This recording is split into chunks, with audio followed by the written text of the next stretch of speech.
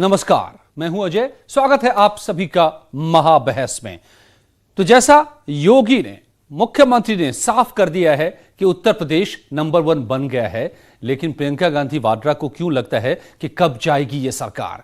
आज महाबहस इसी पर। लेकिन क्या दावे हैं योगी के, मुख्यमंत्री के, अपनी सरकार के 3 साल की उपलब्धियों के बारे में? सबसे पहले 10 बड़ी बातों को समझिए और फिर करेंगे हम बात। वो 10 बड़ी उपलब्धियां क्या हैं? सार्वजनिक संपत्ति जलाने वालों से वसूली का हमने कानून बनाया और वसूली कर रहे हैं। प्रयागराज में दिव्य कुंभ, अयोध्या में भव्य दीपोत्सव, ये भी हमने किया, योगी जी का कहना है। यूपी इन्वेस्टर समिट का सफल आयोजन हमने किया है, ये योगी कह रहे हैं। वाराणसी में ग्रैंड प्रवासी सम्मेलन का आयोजन हमने किया, ये योगी आदित्यनाथ ने आज बताया।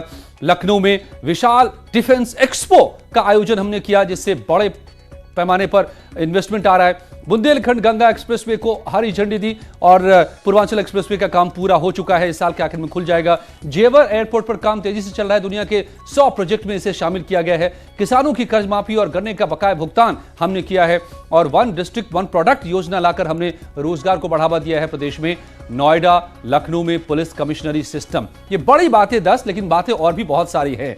लेकिन फिर भी क्यों विपक्ष को लगता है कि कब जाएगी ये सरकार? और अपराध जो बड़ा मुद्दा रहा है सूबे में, 2017 में चुनाव के दौरान भी बड़ा मुद्दा था, इस पर क्या कहा योगी आदित्यनाथ ने? प्रदेश में अपराध पर लगाम हमने लगाने का काम किया है। 103 से ज्यादा अपराधियों का एनकाउंटर हुआ है, जो ब्यौरा दिया है मुख्यमंत्री ने। पिछले 2.5 साल में 5178 से ज्यादा मुठभेड़ हुए पुलिस और अपराधियों के बीच में, जिसमें 1859 अपराधी जख्मी हुए। 17,745 अपराधियों ने हाथ जोड़ लिया, आत्मसमर्पण कर दिया, अपराध से तौबा कर लिया, खुद को पुलिस के हवाले कर दिया। तो क्या इन सारी बातें, ये सारी बातें सच हैं और प्रदेश नंबर 1 हो गया है, या फिर विपक्ष को लगता है कि सरकार को जाना चाहिए क्योंकि सरकार काम नहीं कर रही? बहस इस पर होगी बड़ी, मगर पहले ये रिपोर्ट भी देखिए।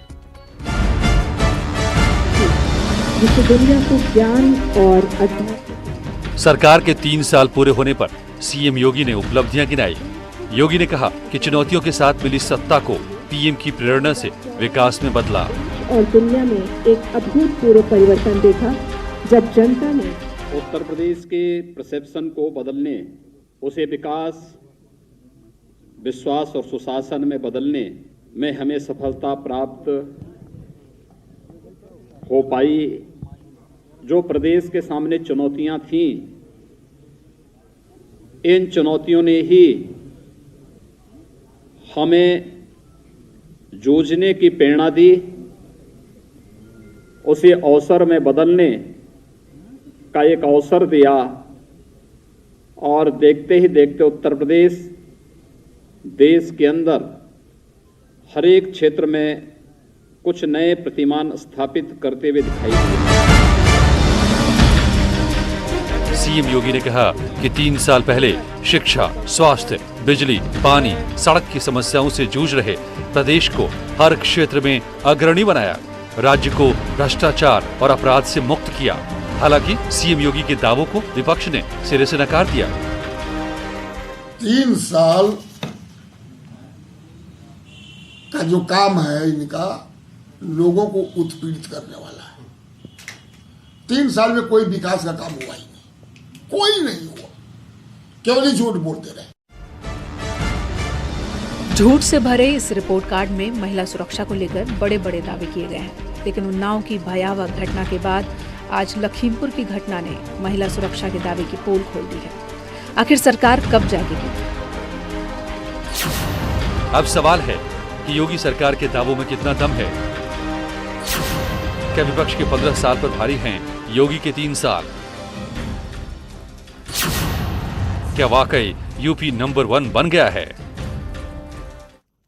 मेरे साथ जुड़े हुए हैं तमाम मेहमान। डॉक्टर चंद्रमोहन, बीजेपी से प्रवक्ता मेजर आशीष चतुर्वेदी, समाजवादी पार्टी के नेता सूर्य कुमार शुक्ला, पूर्व डीजी मनोज रघुवंशी, वरिष्ठ पत्रकार। लेकिन सबसे पहले सिद्धार्थनाथ सिंह, मंत्री, यूपी सरकार और सरकार के प्रवक्ता भी। स्वागत है आप सभी का। सिद्धार्थ जी, सबसे पहले तो आपको बधाई 3 साल के मौके पर। 3 साल पूरा हो रहा है, कल पूरा हो जाएगा।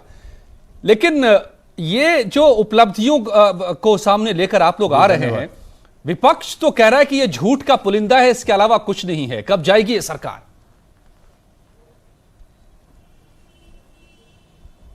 देखिए, जब विपक्ष बुराई करता है और आलोचना करता है तो कहीं न कहीं वो परेशान हो रहा है, और वो इसलिए हमें कोई आपत्ति नहीं, विपक्ष हमारी आलोचना कर रहा है तो अच्छा ये करें, क्योंकि वो उसके आधार पे अपनी राजनीति करना चाहता है। मगर जो जनता है वो उस जमीन पे क्या हुआ उसको देखती है, उसके आधार पे राजनीति और वोट पड़ते हैं, तो हमें इसकी कोई आपत्ति नहीं है। मगर इतना ही कह सकता हूं मैं कि योगी जी के 3 साल के कार्यकाल में एक 30 साल का रिकॉर्ड कायम हुआ है, और उत्तर प्रदेश जो सही माने में उत्तर प्रदेश का स्तर होना चाहिए वो आज हम लोग को मिला है। और एक चीज और याद रखें, आंकड़े कभी झूठ नहीं बोलते हैं। मैं यही सिद्धांत जी आपसे समझना चाहता हूं। आज हमारे मुख्यमंत्री जी ने प्रेस कॉन्फ्रेंस में दिए हैं। दूसरे एक रिकॉर्ड तो बनता दिखाई दे रहा है कि बीजेपी का सबसे लंबे समय तक कोई एक व्यक्ति मुख्यमंत्री के पद पर रहे, वो सीएम योगी आदित्यनाथ। उन्होंने 3 साल का कार्यकाल पूरा कर लिया। इससे पहले बीजेपी ने कभी नहीं ऐसा किया। ये रिकॉर्ड तो बना, लेकिन यूपी नंबर 1 बना, इसके पीछे के तथ्य क्या है, आंकड़े क्या है?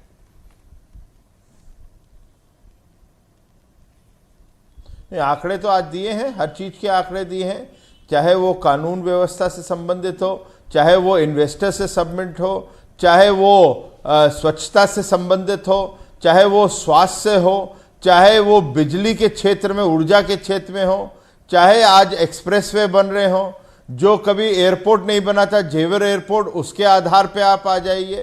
तो ये सब आंकड़े ही हैं, और कहीं ये आंकड़े किसी को ना दिखें विपक्ष को तो उसके आगे मैं तो कुछ नहीं बोल पाऊंगा। लेकिन नंबर 1 अभी कह देना थोड़ी जल्दबाजी नहीं है क्या? क्या यूपी नंबर 1 हो गया है देश में?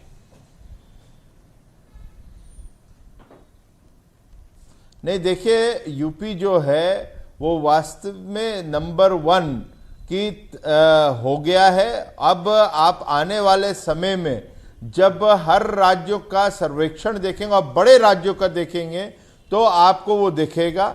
और विशेष रूप से जो जीडीपी है उत्तर प्रदेश की, वो उसकी अब चर्चा होने लगी है। अब जीडीपी जो है वही बोला जा रहा है कि उत्तर प्रदेश का जो जीडीपी के नंबर्स हैं, जो 15-17 लाख करोड़ हो गया है, वो नंबर 1 हो गया है। तो इसमें तो कोई दो राय नहीं है। नहीं, लेकिन एक $1 ट्रिलियन का आप लोगों ने लक्ष्य रखा है, और वो भी अगले 5 साल के भीतर। क्या 5 साल के भीतर $1 ट्रिलियन का लक्ष्य हासिल होगा, या ये एक सपनों की उड़ान है अभी? नहीं, देखिए, ये जो सपनों की उड़ान नहीं है। अब मैं इतना ही कह सकता हूं आपको कि एक जो नींव थी वो नींव बहुत पक्की पड़ी है। इस नींव के ऊपर अब जब आप चढ़ना शुरू करते हैं तो आपको इसमें उचान भी जो 1 ट्रिलियन की वो अब दूर नहीं रहेगी। तो 5 साल का लक्ष्य है, उसका रोड मैप भी बन चुका है। रोड मैप हम लोगों ने एक्सपर्ट से बनवाया है, उसके अधीन हम सब लोग काम कर रहे हैं, और आने वाले समय में वो हम लोग अचीव करेंगे। कुछ कैलेमिटीज आती है जैसे कोरोना वायरस, उसको फिर हम लोग उसके लिए भी कल मेरी मुख्यमंत्री जी से स्वयं मेरी बातचीत भी हो रही थी कि इसका कोरोना वायरस का जो इम्पैक्ट है, इकोनॉमिक इम्पैक्ट है, उसको भी अब हम लोग इसके अंदर जल्द से जल्द ले ले 1 ट्रिलियन, और उसके आधार पे अपनी नीति या जो हम लोग के कार्यक्रम है उसको, जो हम लोगों को उसमें कोई परिवर्तन करना है तो जरूर हम लोग कर ले। तो एक जो सरकार है वो सचेत है, वो जीवित है, वो कॉन्शियस है, और इन चीजों को लेके वो आगे बढ़ रही है। रोड मैप क्या है, ये बता पाएंगे हमें कि कैसे $1 ट्रिलियन की इकोनॉमी हासिल होगी? नहीं, देखिए, हम लोगों ने इस पे एक स्टडी करी थी, और विशेष रूप से IIM लखनऊ में गए थे। आप लोगों ने इसको कवर भी किया, इसको ज़्यादा मैं व्याख्या नहीं करूँगा उसके बारे में। मगर उसके बाद फिर हम लोगों ने एक कंसल्टेंट्स, जो एक प्रकार से फाइनेंशियल कंसल्टेंट्स होते हैं, जो गाइड करते हैं सरकारों को, केंद्र सरकार में भी वो कर रहे हैं कुछ लोग, उन लोग का एक प्रकार से हम लोग ने चयन प्रक्रिया शुरू कर दी है। उसके साथ साथ हम लोगों ने जो IIM लखनऊ है उसके आधार पर एक ग्रुप ऑफ मिनिस्टर्स की कमेटी भी है जिसके सुरेश खन्ना जी अध्यक्ष हैं, मैं भी उसका एक सदस्य हूं। उसके आधार पर हम लोगों ने जो शहर हैं और या जो मंडल्स हैं उसके जो कमिश्नरीज हैं उसके अंदर क्या क्या कार्य करने हैं, और बिंदु जो है प्रमुख बिंदु जो है वो स्वास्थ्य है, शिक्षा है, हम लोग का इंफ्रास्ट्रक्चर है, हम लोगों का उसके अंदर इंडस्ट्रियलाइजेशन है, उसके अंदर कृषि है। ये सब बिंदुओं को लेकर अब हम कार्य योजना बन गई है और हम उस पर कार्य कर रहे हैं। ओके, सबसे आखिरी सवाल आपसे मैं मंत्री जी समझना चाहूंगा इस मौके पर, सबसे बड़ी उपलब्धि इन 3 सालों में आपके सरकार की क्या रही? आप तो प्रवक्ता हैं सरकार के।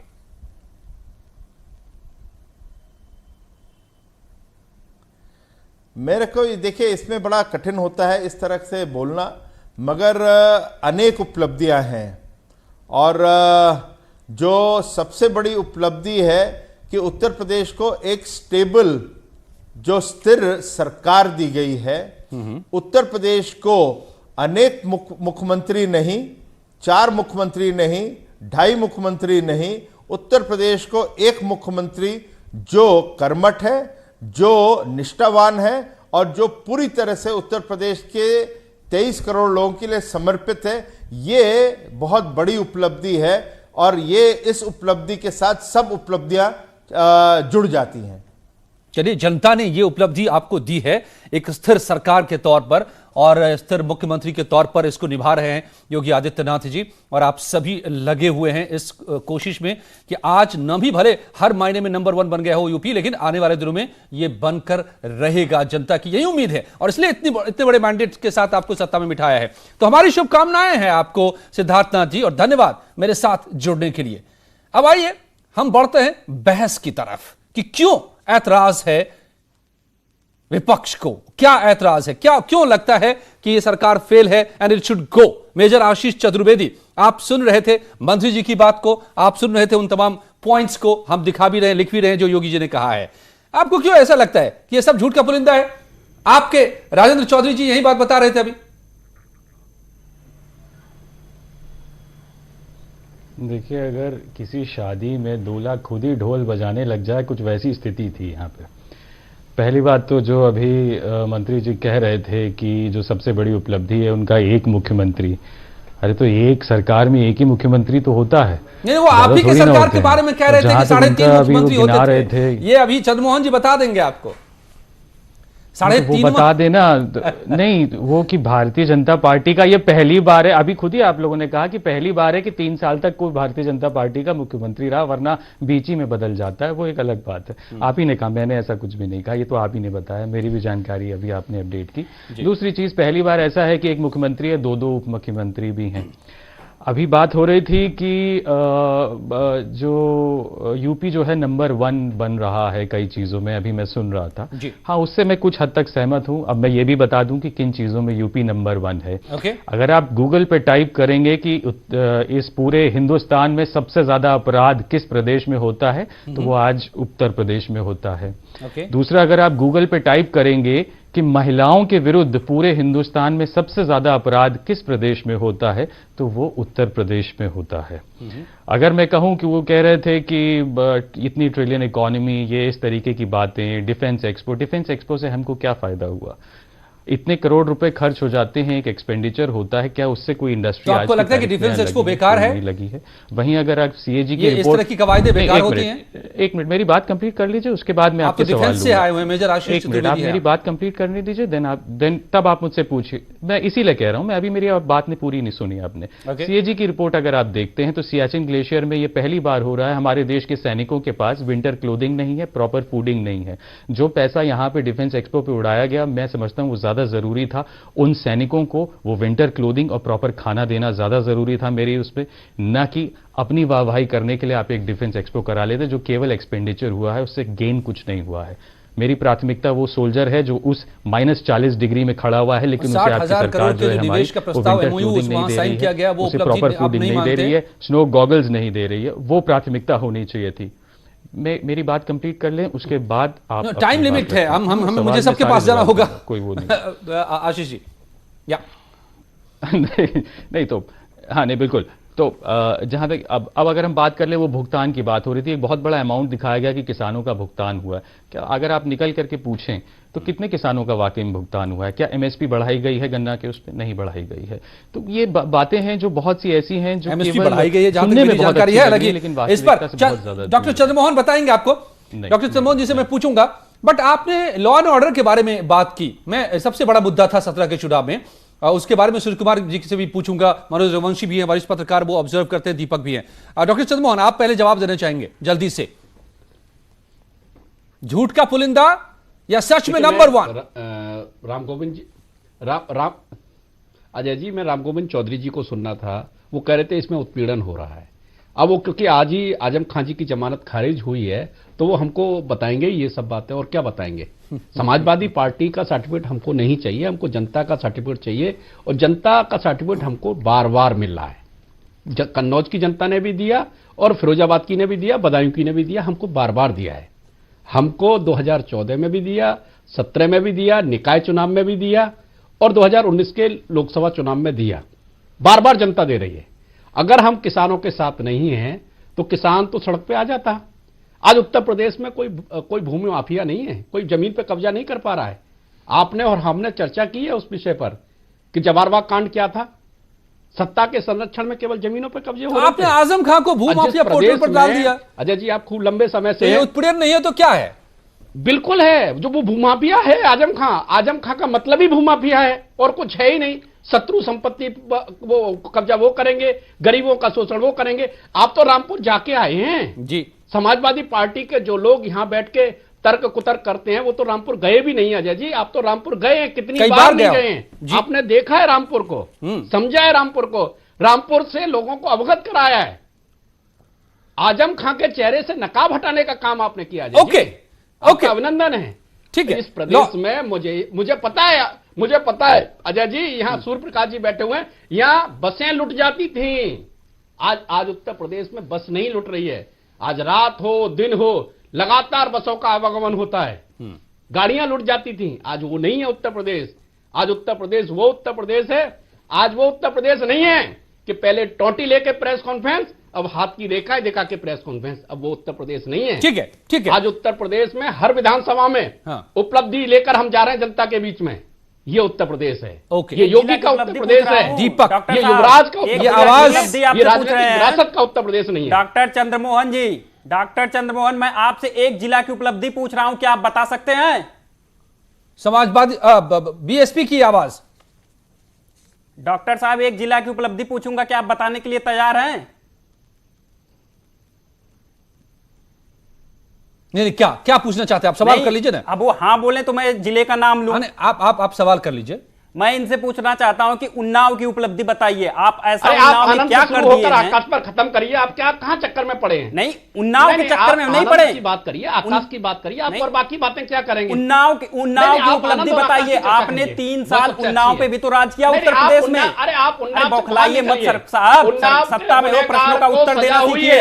देखिए, आप सबसे बड़ी समस्या बतूलेबाजी मत कीजिए। आपसे एक प्रश्न पूछा गया, उसका उत्तर दीजिए। लेकिन आप अभी बतूलेबाजी लंबी कर रहे थे। सिद्धार्थनाथ सिंह आए थे, वो भी बतूलेबाजी करके चले गए। उनसे मौका मिलता तो मैं पूछ लेता कि भैया आपने ऐसा क्या काम किया था? क्या स्वास्थ्य मंत्री पद से हटा दिए गए? अनुपमा अग्रवाल क्यों हटा दिए? ये चीज है ना, जब से आप अच्छे प्रश्न तो हटाए गए, दीपक मंत्री पद से हटाए गए, सलाखों के पीछे भेजे गए, तो अच्छी बात है ना। नहीं, ये सरकार की उपलब्धि है कि क्या काम है? कार्रवाई तो हो रही है ना। अगर उसके कर्मकांड को छिपाना है तो उसको हटा दीजिए। सिद्धार्थनाथ सिंह ने ऐसा क्या कर्मकांड किया था, उनको हटा दिया गया। वही उपलब्धि मैंने पूछा, इनसे पूछा कि आप बताइए उन्नाव की उपलब्धि बताइए। बौखला गए बताइए चंद्रमोहन जी, ऐसे बौखलाए उन्नाव के नाम पे कि जैसे लग रहा है कि मैंने इनके दुखती हुई रग पे। सूर्य कुमार शुक्ला जी, चलिए ठीक है, मैं आई कम अगेन। चलिए सूर्य कुमार शुक्ला जी, पूछ रहा हूं आनंद और आकाश के बारे में। अरे साहब, मैंने आपसे आपके कार्यकाल का पूछा, आप वही रोना लेके रो गए। ओके दीपक पांडे, आई कम बैक कीजिए, सच्चाइयों का सामना कीजिए। आपको मैं देता हूं आंकड़ा, उत्तर प्रदेश बेरोजगारी में नंबर 1 है, उत्तर प्रदेश स्वास्थ्य बदहाली में नंबर 1 है, उत्तर प्रदेश सबसे ज्यादा पूरे भारत में बेरोजगार होता है। ओके दीपक, मैं एक करके उठाऊंगा, और इसलिए मुझे पता था आयोग तक का मेरे पास भाई साहब एक एक आदमी बोलिए, बात करेंगे। देखिए भकूलेबाजी दीपक will you allow me to? Yogi Adityanath ji वही करते, वही आप करते, वही सिद्धांत जी करके गए हैं। Okay, alright. इसीलिए मुझे पता था कि आप लोग पॉलिटिकल डिबेट में आप लोग उलझ जाएंगे, बस तथ्य नहीं आ पाएंगे, और मैं फैक्ट पे लाना चाहता हूं, मैं फैक्ट पे डिबेट करना चाहता हूं, केवल भाषणबाजी नहीं होनी चाहिए यहां पर। और इसलिए मैंने प्रताप शुक्ला जी को लाया हूं, मैं यहां पर मैं लेकर आया हूं, क्योंकि वो हमें फैक्ट बताएंगे कि what is changing in UP. कुछ चेंज हो रहा है कि नहीं हो रहा है? सूर्य कुमार शुक्ला जी। भाई साहब एक बात इसके पहले मैं बता देना चाहता हूं कि देखिए इंडिया की लगभग 1/6 हिस्सी आबादी 25 करोड़ लोग हैं, तो इस सही मूल्यांकन हम लोगों को करना चाहिए। और वो ये है कि अगर हम ज्यादा देखेंगे कि सबसे ज्यादा आमदनी, सबसे ज्यादा, तो हमारी आबादी भी सबसे ज्यादा है, इस हिसाब से हम आगे हो जाएंगे। लेकिन अगर अपराध में देखेंगे तो अपराध में भी हम आगे हो जाएंगे, गिनती अगर करें तो इसलिए ये ध्यान रखना चाहिए कि जब ये ध्यान रखें कि ये सबसे बड़ा प्रदेश है, सबसे ज्यादा आबादी वाला प्रदेश है। बात पूरी करने दीजिए। अब दूसरी बात, अब दूसरी बात कि देखिए निश्चित रूप से माफिया और गैंगस्टर बदमाशों पर पहले के मुकाबले बहुत इंपॉर्टेंट सुधार हुआ है। इनकाउंटरों के डर से बड़े बदमाश अब घटनाएं कम कर रहे हैं। जो ऑर्गेनाइज करके वसूली करते थे उसमें भारी कमी आई है, और प्रदेश में दंगे जो हो जाया करते थे हिंदू मुस्लिम के, उसमें भारी कमी आई है।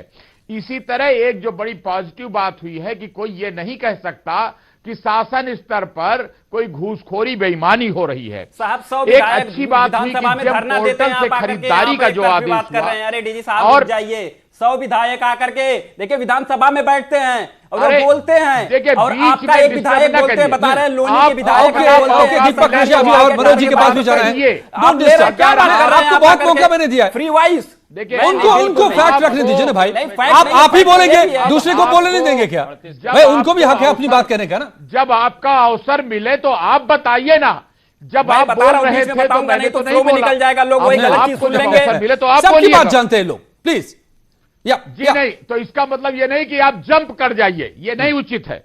अच्छा एक बात और कि इधर टेंडर प्रक्रिया पर जोर होने से भी पारदर्शिता आई है। 38 लाख का मेला वाली बात भी सही है कि हाँ बहुत अच्छा हुआ। कल की बात, चुनाव की बात भी 38 लाख करोड़ कहां? अरे 38 करोड़ का आया घोटाला स्वाति सिंह के। न्यूज 18 की खबर है, लोकसभा न्यूज 18 की आपके ही चैनल की खबर है। दीपक आई डोंट ओन दिस, मुझे नहीं, मेरे पास ये तरीका डिबेट का नहीं है कि आप जब कोई दूसरा बोलने लगे तो आप कूद जाइए, ये ठीक नहीं। मैं बीच में नहीं कूदता हूं, आप भी गलत बोल रहे हैं साहब, तभी बोल रहा हूं मैं। अब आगे बताऊंगा भाई साहब। ओके मनोज रघुवंशी जी, न्यूज 18 की खबर है, मनोज रघुवंशी जी। और दीपक की आप ऑडियो डाउन कीजिए, जरूरत है, मेरे पास समय बहुत कम है, मुझे सबके पास जाना है। प्लीज अब you don't keep on disturbing, I will come to you Deepak. अब हमें I have given you enough time, सुधार की जरूरत है, वो देख लीजिए कि न्यायिक विलंब अभी भी है। मुकदमों में मुलजिमों को सजा होने में अभी विलंब लग रहा है। अभी भी लोअर लेवल पर पूरी तरह दफ्तरों में घूसखोरी खत्म नहीं हुई है जी। उसको कम करने की, कंट्रोल करने की और जरूरत है कि जिला लेवल पर कंट्रोल, भ्रष्टाचार रोकने का इंतजाम और मजबूत किया जाए। ओके मनोज रघुवंशी जी, समय निकलता जा रहा है। मनोज रघुवंशी जी, शुक्ला साहब, मैंने आपकी बात काफी सुनी। मनोज रघुवंशी जी, मुझे लगता है कि मैं दोबारा आ नहीं पाऊं शायद, तो फाइनल कमेंट के तौर पे ही आपको छोड़ पाऊंगा मैं।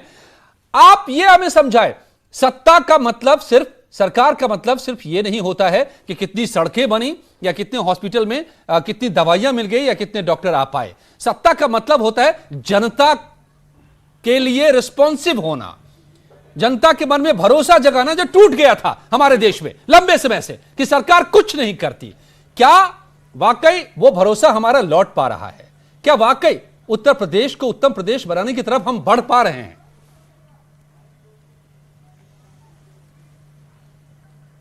बिल्कुल बिल्कुल। देखिए, सबसे बड़ी चीज होती है शासक की नीयत।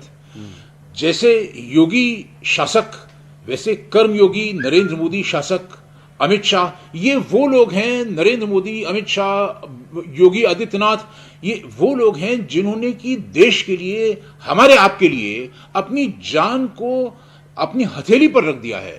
और एक के बाद एक जो ये बड़े बड़े काम कर रहे हैं जो कि देश के हित के लिए हैं। ये कैसे? चाहे वो आप अगर ऐसा कह रहे हैं तो क्या फैक्ट है इसके पीछे आपके पास? 370 को खत्म करना हो, चाहे वो CAA, जी माफ कीजिए, नहीं आप जो आप कह रहे थे अभी फैक्ट क्या है, क्या इसके पीछे तर्क है आपका? CAA के खिलाफ भारत, CAA के खिलाफ भारत विरोधी सांप्रदायिक ताकतों ने जितना जोर लगाया उत्तर प्रदेश के अंदर, योगी आदित्यनाथ के चलते वो पूरा का पूरा एक प्रवाह खत्म हो गया। वरना ये कितना बुरा इसका असर हो सकता था अगर योगी आदित्यनाथ मुख्यमंत्री न होते, कोई कमजोर मुख्यमंत्री होता, किसी और पार्टी का कोई मुख्यमंत्री होता, तो क्या हो जाता उत्तर प्रदेश में, सोच के भी डर लगता है। तो शासक की नीयत अच्छी होनी चाहिए, जो कि इन लोगों ने हम, मोदी, अमित शाह, योगी हमको करके दे रहे हैं।